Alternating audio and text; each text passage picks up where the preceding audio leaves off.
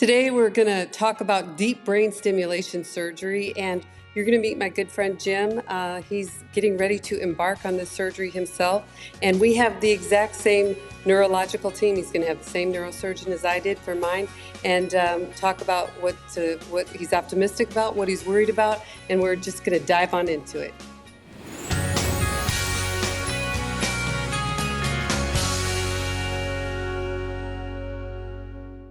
Hey, Jim, I finally get to see you, I guess, in person. And Jim Goodkind is the best kind of guest, just with that last name, right?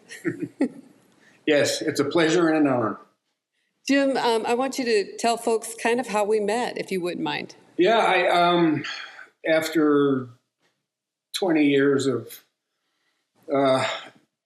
slowly growing Parkinson symptoms, I finally decided to embark on the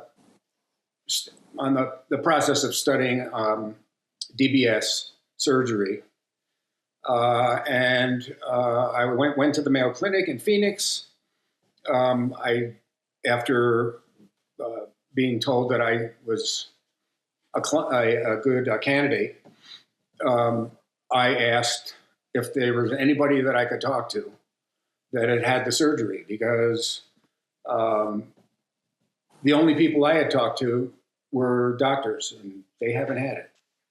And every time I would go to see the neurologist and the folks here at Mayo Clinic, because you and I have the same doctors, I would always tell them, if anybody wants to talk to me, give them my number. And you are the first person that has taken me up on it. So, because I was kind of starting to feel like, gosh, nobody wanted to talk to me. But and for those who may not know, I think a lot of folks in the Parkinson's community know what DBS stands for, but those who may be new to this world, it stands for Deep Brain Stimulation Surgery. I had mine in August of 2024, and you are scheduled when, sir? April 2. April 2nd. So that's going to be like here less than 6 weeks if I'm doing the math right.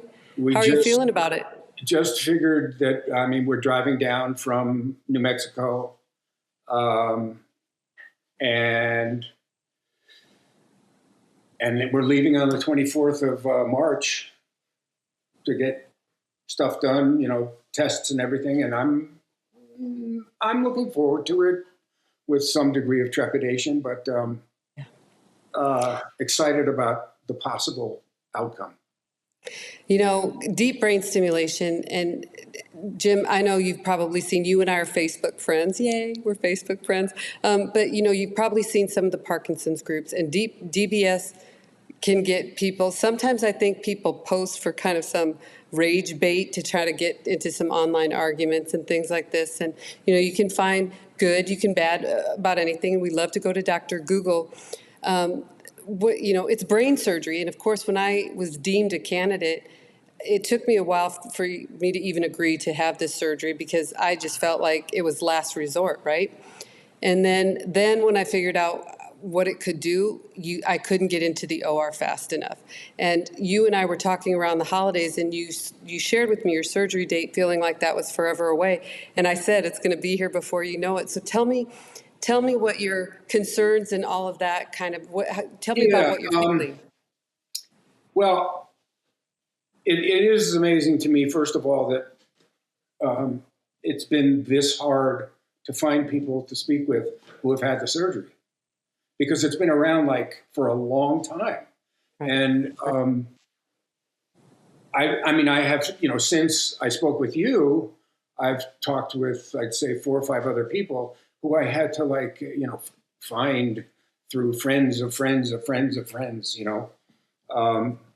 and I now feel like I might have wasted some time by not having it sooner. The DBS surgery, what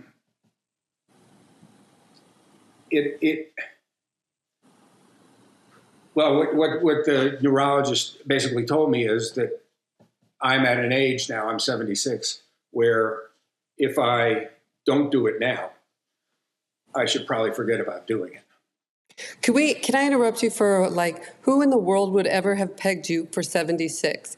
You look amazing. And I think that also lends to something I want to just really briefly discuss, because you said at the beginning of this, you've been fighting Parkinson's for 20 years. You're 76, and you're playing in bands. You're doing, and you're working out like a fiend. I think we had trouble connecting because you and I both were Yeah. having conflicts of workouts, but Yeah. you look amazing. Thank you. That's nice. Tell me what you what your exercise routine has been, because as we've all been told, with Parkinson's, the only potential way of slowing the progression is by, intense exercise. So tell us what your kind of routine has been to make you look this fantastic and keep you as active as you've been. Well, thanks. I don't know about all that, but I was always pretty athletic. I was a pretty serious tennis player. Before and during the early days of having been diagnosed, I always exercised. I exercise a little bit more, and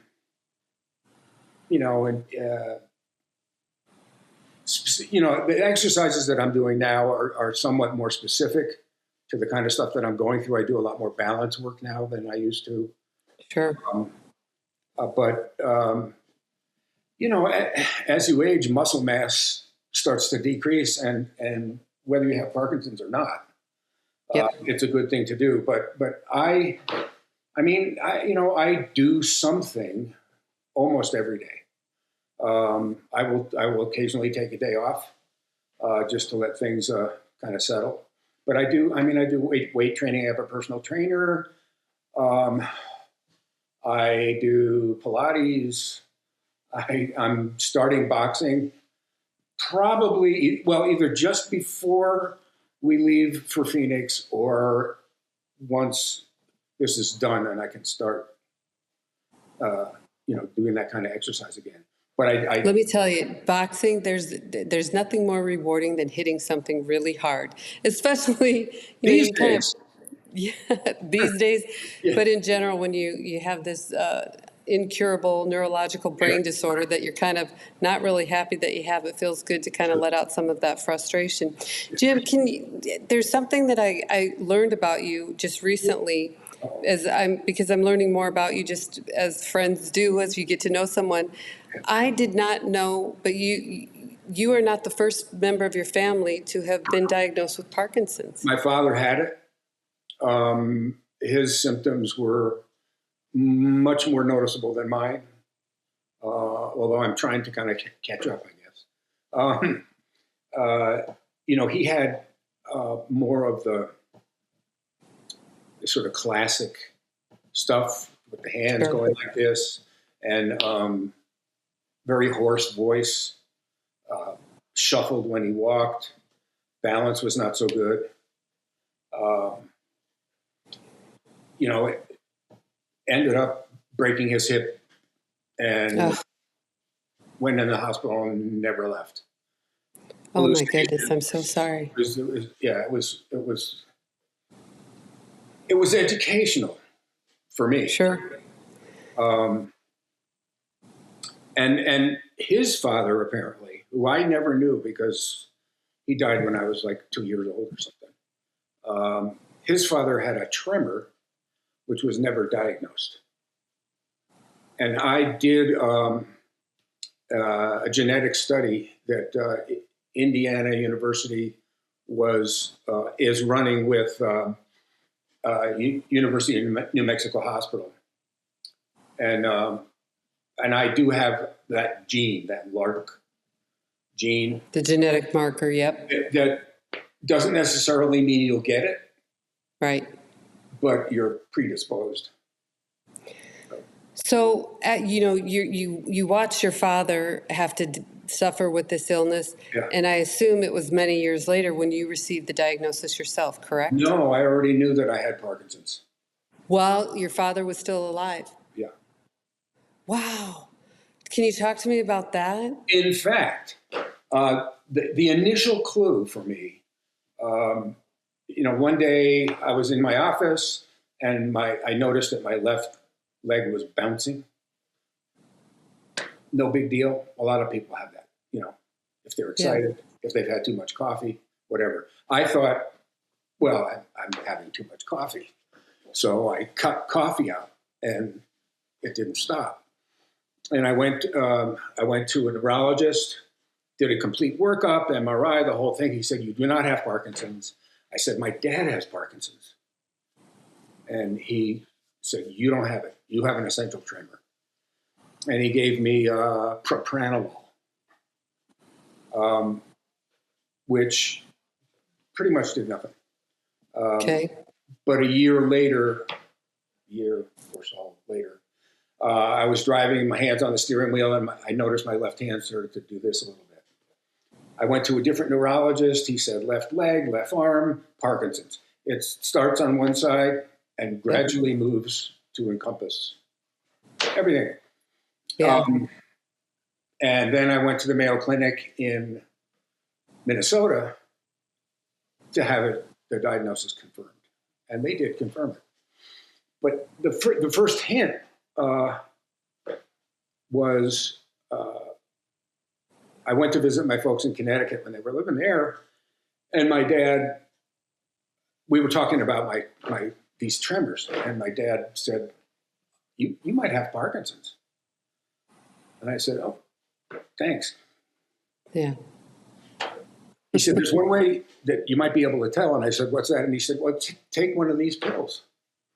And if the symptoms dissipate, then it's Parkinson's, because the carbidopa levodopa Yep. works on Parkinson's. Doesn't work on essential tremor. Doesn't work on, and I took one, and it felt a little better. But to really, because your father had that and you were watching his challenges, and then you get that very same diagnosis, I mean, that's a lot to take. I mean, especially for somebody who's been active and feeling like life is great. I'm doing all the things that I want to do with my career, my family, my life, and now I've got Parkinson's to deal with. But I didn't really freak out about it. I guess my first thought was, damn. My second thought was, maybe it's a misdiagnosis, because I don't have those symptoms. I mean, it took a long time. Mine was really slow progression. Nobody knew. Nobody could tell. You tell them somebody that you have Parkinson's. And I did not hide it.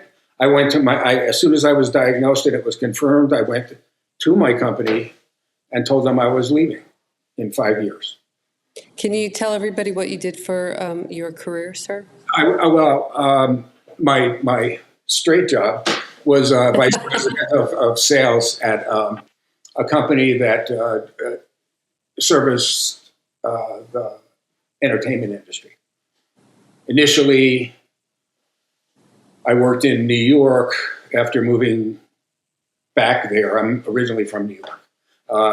I had been living in Boston and moved back to New York to take this job, working for this company that designed and manufactured record albums, jackets, LP jackets. So we had rock stars coming in and out of the creative services and all of that stuff, which was right up. Oh my goodness! And my accounts were record accounts. Polygram Records was my major account. And at that time, I did work for ECM and others. And so I did that for 40 years, whatever. I was in sales. I moved to San Francisco Bay Area in 92 with my wife to set up a sales office there.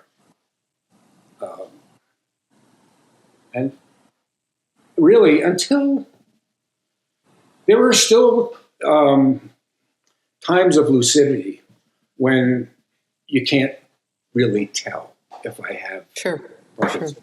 I could just be a nervous guy.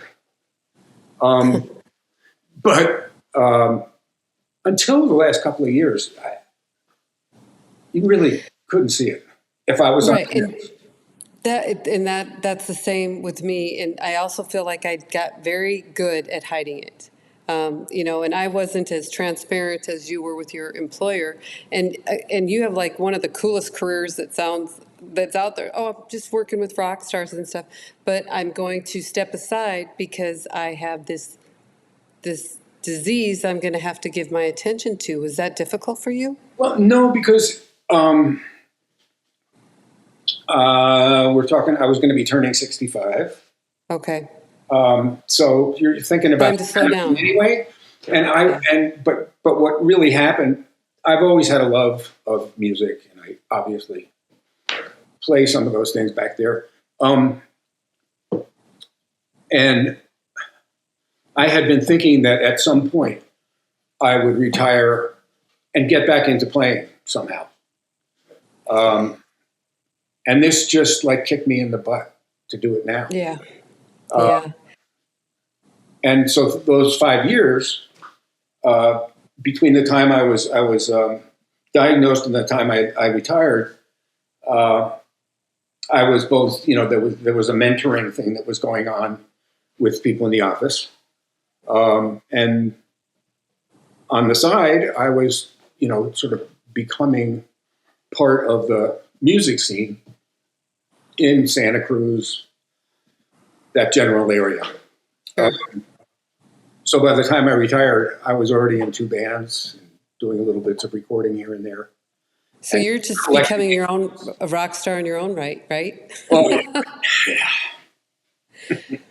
So, okay, and I have to say, it's quite impressive because even from when I talked to you, you've been very positive and upbeat, and your outlook is really great. Sometimes that's a tough thing for a Parkinson's patient to do on a daily basis. How do you maintain the positive outlook? Well, look, there's stuff that I take for anxiety. Yeah.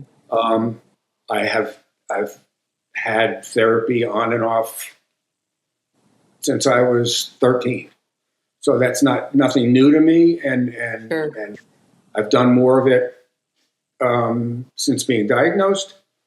There are things that I think probably anybody with Parkinson's has to deal with. There are sort of initial depressing aspects of having to accept something that you can't get over.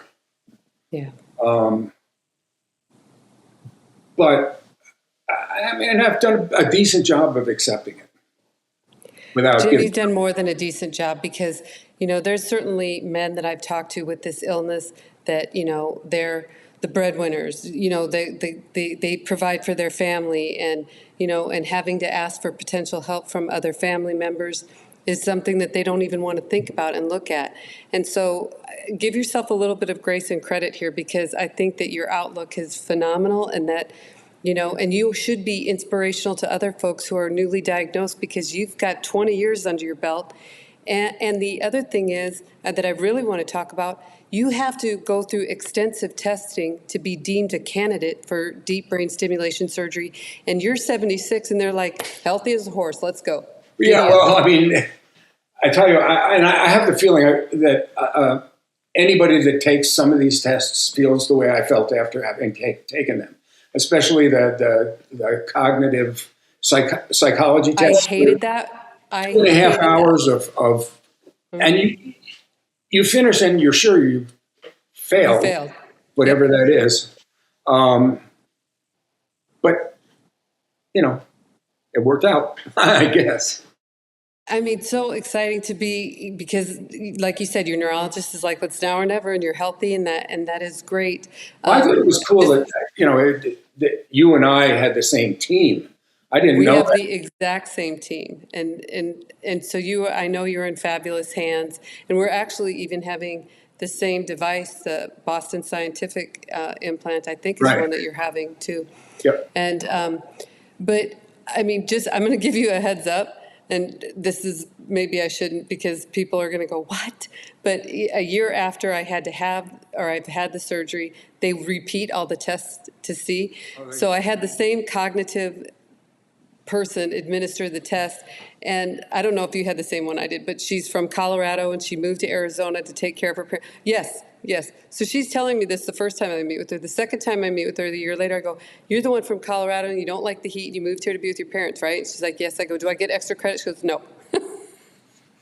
So I didn't get extra credit for remembering anything about my cognitive test, but then I kind of was not worried the second time because it's like, what are they going to do? Take it out if I don't pass? No, because Yeah, no, it's just comparing to a benchmark, right? To correct, see if there's anything correct. different. It's not. Yeah, So Jim, when I finally made the decision, I'm going to go have brain surgery. You know, I have my family and my friends that are kind of like my cheerleaders, my care squad, whatever you want to call that. And I didn't inquire what they thought about me having brain surgery because it was my decision. But, you know, I'm a single person and I don't have children. You had to get some input from some folks in your life, I would assume. that is true. And I would say, um, of all the people in my family that I've spoken with, I am the least excited, the least optimistic of the Oh whole my bunch. goodness. Everybody else is like, God, that sounds so amazing. I mean, the thought that you might be able to, number one, get back some of the stuff that you've lost. Number two, you know, sort of, be able to add an extra 4 or 5 years or whatever to your life. Um, and and be able to reduce the amount of medication you take because they're excited. I mean, they're like, I can't believe you're even thinking about not doing this. Because I really, until I went and did the tests, I was really on the fence. I mean, I had heard about DBS surgery. I had read about it. I had seen things online and, people playing their instruments while they're still having surgery. And, and I was like, not me. I'm not doing that. I'm not going to let somebody drill into my head. That was my whole thing. Sure. And then we went and spent the week at Mayo and the team. Each day that went by, I was getting more and more sure that I could trust these people. Yeah, And you can. by the time we left, I was like, geez, I hope I'm a candidate. Right. So it didn't start out that way. But everybody else in my family, my wife, my daughter, my brothers, were like, oh God, this is really exciting. It is exciting. And I have to tell you, obviously everybody's different and how they react to things are differently. But I mean, I know that once we air this podcast, people are going to be asking about you. And I hope that we can come back and revisit you after April 2nd. But before I even get to that, tell me what's the one thing you're most excited to do when and I don't know if you're gonna be awake or not. They make okay. So I said to my neurologist, I said, do you want to knock me out because I talk too much? And he just said no. And they make that determination based on the patient and what they want to do. But you and I kind of had a conversation, but tell me what you're most excited about when you wake up from surgery. Well, I mean, I want to play slide guitar, but And are you bringing a guitar with you to Phoenix or to well, Scottsdale for? the current plan, and I don't know if it's going to work out. I'm definitely going to bring an instrument. Um, Okay. they suggested that I might bring it into surgery, and Oh then my goodness, that's and so when, cool. when they wake me up for the hour and a half or whatever that they want to do the initial testing to make sure that they got it in the right place, they could do that with me playing guitar. And I don't know, my head's going to be like stabilized and everything. So I don't know if that's going to really work out. But I've seen things on YouTube and stuff. Yeah, I have too. People playing clarinet or whatever, and being able to do things that they weren't able to do before. I'm going to be hounding them to film that for surgery so that we can see it later. And, they're probably going to be like, why did Jim tell Lisa? Because now I'm just going to be constantly emailing them and things Well, like look, this. I'm open to doing anything you want to do. Well, let's see if the Mayo Clinic gives us clearance for that. But the one thing that I will want to do is have you back on, because everyone's going to be dying to hear how you're doing and how you're progressing. And I remember when they first turned my DBS on, I asked them, can you give me a better golf swing? And they said that there are people that come in and bring their golf clubs in when they get programmed. I'm like, well, I didn't know that was an option, and maybe we should try to do that. So I think there's going to be lots of stories, because we didn't even touch on your musical background, and there's a million things, but we're getting close to running a little bit out of time. There's a couple other questions I want to talk with you about before we have to sign off, because the thing that for sure we want to have you back more than anything. But you said that you're the least enthused, and you're the most enthusiastic guy I've ever Well, met that's with what I'm Parkinson's. saying. Everybody, makes it seem like I'm, not reacting with the proper enthusiasm. But it's my head. That part I understand. Yeah. That part I understand, because, I'm just but nervous. once Things can happen. of course, but you know what? I'd like to have a facelift, but things could happen there. So I'm choosing not to do that and put myself at risk. Too soon. Too soon. Okay, so we're going to get you to play guitar. We're going to check in with you to see that you're going to be playing guitar and everything.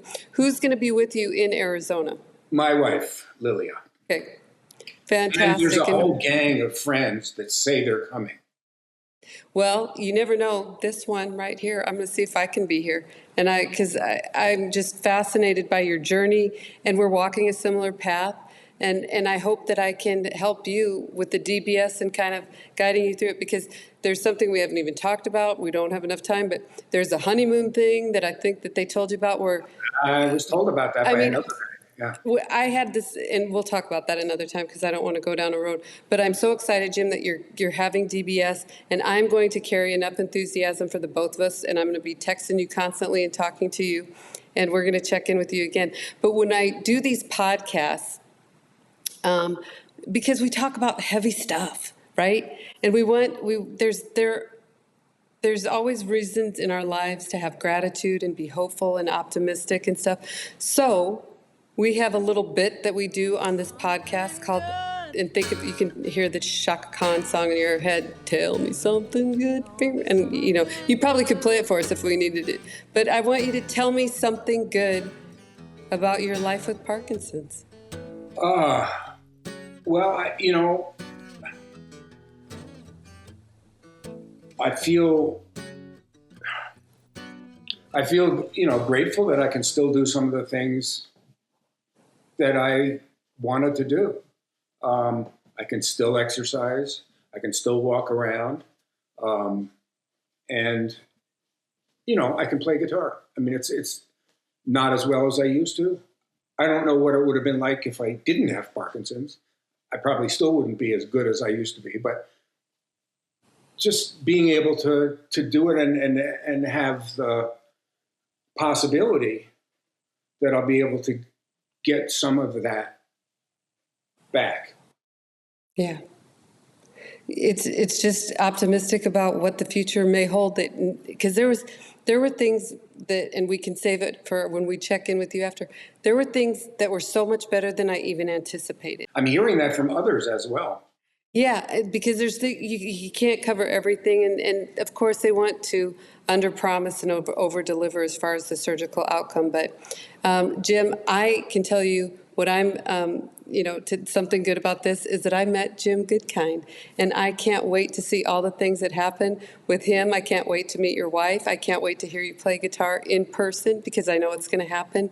And I just want to thank you so very much for taking the time to join us on This is Parkinson's.